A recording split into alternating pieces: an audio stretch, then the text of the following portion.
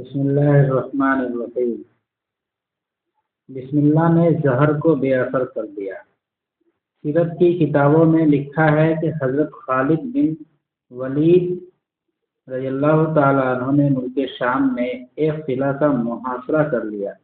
قلعہ والوں نے پیغام بھیجا کہ تم دین اسلام کے حق ہونے کی کوئی نشانی بتلاؤ تو ہم لوگ ابھی ابھی مسلمان ہو جائیں گے۔ حضرت خالد بن ولید رضی اللہ تعالیٰ عنہ نے کہا کہ تم میرے پاس زہر قاتل لاؤ۔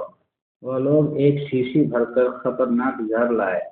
حضرت خالد بن ولید رضی اللہ تعالیٰ عنہ نے سب لوگوں کے سامنے بسم اللہ الرحمن الرحیم پڑھ کر زہر کی پوری شیشی پی گئے۔ زہر کا کچھ بھی اثر نہ ہوا۔ یہ دیکھ کر سب لوگ حیران اور ششدر رہ گئے۔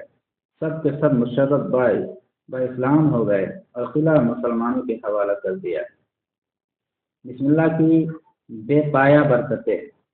دوستوں اور بزرگوں، بسم اللہ کی احادیث میں بہت سی برکتیں بیان کی گئی ہے۔ چنانچہ حضرت ابو ہریرہ رضی اللہ تعالیٰ عنہ سے روایت ہے کہ حضرت صلی اللہ علیہ وسلم نے ان سے فرمایا کہ اے ابو ہریرہ، جب تم وضو کرو تو بسم اللہ کہو، کیونکہ اس کی برکت سے وضو سے فارغ ہونے تک تمہارے نگہبان فرشتے تمہارے لیے نیکیاں لکھتے رہیں گے، اور جب تم اپنی بیوی کے ساتھ ہم بستری کرو تو بسم اللہ کہو،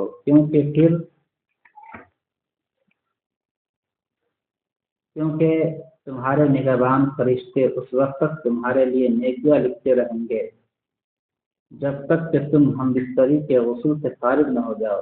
اور اگر ہم بستری کے نتیجہ میں کوئی بچہ پیدا ہوا تو تمہارے لیے اس بچہ کی سانسوں کی تعداد کے برابر نیکیاں لکھی جاتی رہیں گی، اور اگر اس بچہ کی اولاد ہوگی تو ان کے سانسوں کی تعداد کے برابر نیکیاں لکھی جائیں گی، یہاں تک کہ اس کی نسل ختم ہو جائے۔